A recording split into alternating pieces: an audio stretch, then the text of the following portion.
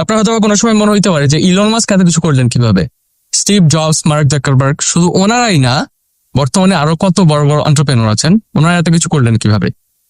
দেখেন, ওনারা যেভাবে প্রতিটা বিষয় নিয়ে ক্রিটিক্যাল থিঙ্কিং করেন, আবার হচ্ছে যে প্রতিটা প্রবলেম নিয়ে একেবারে ডিপে চলে যান, ডিপলি থিঙ্কিং করেন, ডিপলি চিন্তা ভাবনা করেন।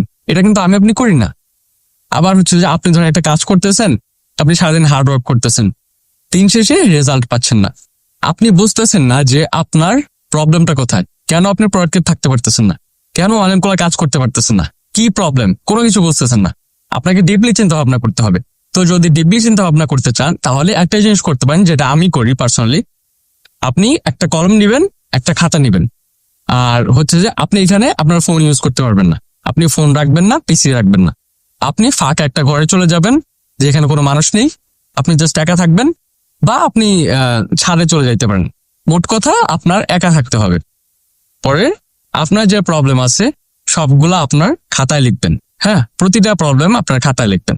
আপনার কি কি গোল আছে ওইগুলো লিখবেন খাতায়। প্রবলেম, গোল, আপনি ধরেন আপনি কেন এই প্রবলেমটা ফেস করতেছেন, এই প্রবলেমের কি কোনো সলিউশন আছে, যদি থাকে তাহলে নোট করবেন। যতগুলো আছে আপনার মাথায় যা কিছুই আছে, আর এইখানে 1 ঘন্টা সময় দিবেন।